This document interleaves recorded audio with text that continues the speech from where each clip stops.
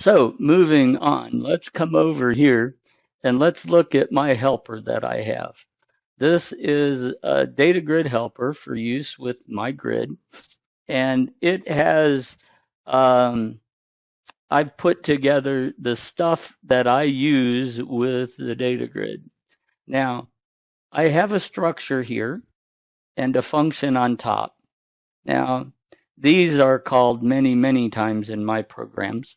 So I have a structure. Remember when I said we put that guy on the screen, the list icon, and we said all we care about is his X, Y, W, and H. So what I have done is built a structure that contains just that, and then a function that says, okay, give me a gadget ID, give me a copy, a reference to your instantiated variable of this.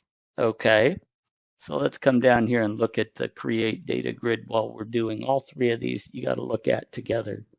So here I create a variable of type gadget, right? So now I have this guy in this structure. So then what I'm going to do is call this function. And this function says, here's my control. Here's my reference. I'm passing my work gadget to this function as well. So now what he's going to do is he's going to get the gadgets, the guy we're replacing. I'm going to pick up his get X, get Y, get width, get height, stick all that into this control, this structure that you've given me, and then I'm going to kill the gadget. So that gadget at this point no longer exists, but I have all of his information that I need. All right, now that completes this sentence. So our next sentence is the constructor for MyGrid, which is MyGrid. It's going to be a module. So : new. That's his constructor. We give him a window ID of what window we're putting our control on. We give him a control ID for him to assume the identity of that control. And then I feed him the X, Y, W, and H of the control we replaced. So now MyGrid is taking his place on my screen. And then we add a few extra pieces of information that he needs. He wants, how many rows do you want to build this grid for?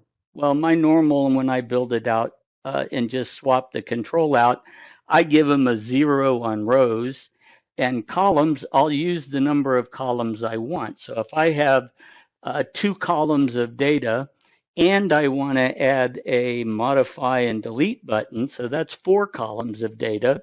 So I would pass 0 and 4. Now, the true, true, false, true. What those are is, do you want okay, let's see if I got to do this from memory. We'll go look it up in a second. As I recall, hold on, let's go look it up because I don't want to tell it wrong and then everybody come back at me being mad. Okay, I hate eating crow besides. So what I just did was a shift double click on the function. So we can come out here to the straight to the constructor. Okay, so here's the true, true, false, true. Do you want to draw him now? Okay, yes, we do. Do you want a vertical scroll bar? As a rule, I always put in a vertical scroll bar. Do you want a horizontal scroll bar? He's going to default to true, but I hate horizontal scroll bars. So I work very diligently to make sure my grid fits on my screen to where I do not need a horizontal scroll bar. So my default for this is false. And do you want row numbers? So as he fills out his grid, he's going to give you row numbers on the left in a column that is called column 0. So the grid here, and this goes, I understand how he did it and why, and it's something to keep in mind. His reference, The first row of his grid is row 1. The first column of his grid is column 1. So he uses 0 for column titles and 0 for row numbers. So when you say, MyGrid, get me the current row, he's going to come back and say it's row 1. Now, if I want the index, if this is linked to a list of mine, and the list is in the right order, and they're both in sync, if he's going to give me row 1, I have to subtract 1 to get to my corresponding list record. Okay, because lists are 0-based. So keep that in mind. We'll be referencing that pretty much as we go forward here. So at this point, we have replaced our gadget. So let's go ahead and clear our structure here so we don't have any memory leaks. The next function that I have in here is creating columns. So when you build a grid, there's certain columns that I found that I build all the time for every single grid. Well, I get really tired of doing that. So instead of that, I created a function that will build a set of columns, and then I can pick and choose as I want. Now, what we have is a locked column. In other words, they cannot edit this column, and it's left justified. We have a locked column right justified, a locked column center justified. That just for presenting data, those are pretty much the 3 you need. Then we have their editable versions where the person can actually edit the cell in the grid. And again, that's left and right and center justified. So then I have 3 buttons defined. You have a create button, C button, modify button, which is M button, and magically a delete button, which is D button. Now, what I've done to the buttons is I've chosen the colors that I like for the back side of the button. So it's, let's see, red is delete. I forget, green, I think is, didn't I put comments? I don't know. Green and blue are the other colors. So these are my set columns that I have that I've created. And you can specify the back color, the front color. You can specify what font you want them to be. I mean, you got full control. Go build your own set, or you're welcome to use my set. So those are my standard columns that I build with my grids. So really, if we come back to our original code here, let's go back to our main screen. You before you get to your repeat loop, that's where you want to call before you've shown the screen. Let's come in here and let's make a call to our function that replaces this guy, right? Let's see, what was that command? We'll come down here and say, copy this guy. All right, so we have all this included. Well, we do and we don't. Okay, so, oh, crap, I didn't want to do that. Cancel. No. All right, so let's make our call. And this is pound window planet, right? FRM planet. Okay, get rid of that. And our control, let's see, this was pound gadget, FRM planet. And whoops, and we have list icon grid. Okay, so we'll come out here and say rows will be 0 and columns will be let's go with 4. Okay, so at this point, I have now replaced that control. Now, in order to run this, we're going to need to come up to here and include all of this stuff.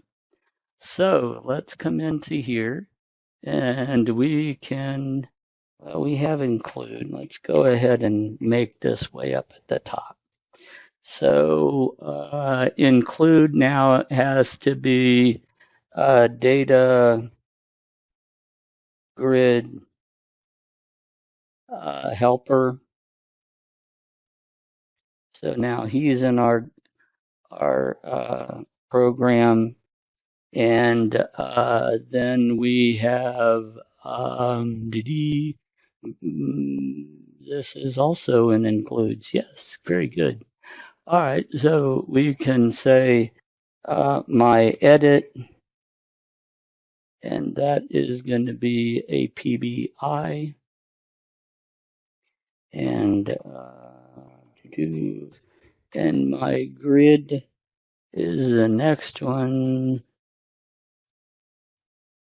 And just to be sure, make sure I have a bad habit of calling things PBI when they're PBs. Okay, so there's all our code modules. So at this point, we can actually run this, and we've replaced that now with, we should be able to. And what don't you like? Module not found, MyGrid. Bit once again by the thread of execution. He can't come first. He has to come after those. So there we go. That's one of those little things that bites you all the time. And I don't have font set up. Yes. Okay, so font is a standard variable to every application I have. So what we're going to do is come over here and let's say enumeration and enumeration, and we'll come in here and say font, and let's just bump him out of the world pretty much. So he's up there at 200. So then what we can do, let's see, he needs that for this guy, doesn't he? So to keep our thread of execution alive and working, we're going to have to come down here with that. So let's go ahead and load up a font, and I believe that is just load font, right? Yeah. All right, and we'll do a font, and then we can say Rockwell, and what the heck? Let's say 12. All right, so when you load a font here, I'll show you over here. If I select inside here and hit F1, it brings it up in the help world. And so this panel on the right is just fantastic. Always make sure you get help over here, so that way you can instantly look stuff up. Okay, so I'm pretty sure that hopefully is going to get us all the way. And I believe it has. It should have crashed by now.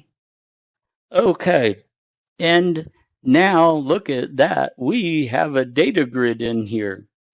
Kind of ugly, but that's okay. We have replaced out the list icon, and now we have a data grid. So now what we're going to do is build a function that customizes that whole data grid and makes it gorgeous for us, okay? But for right now, I think that might be the end of this video.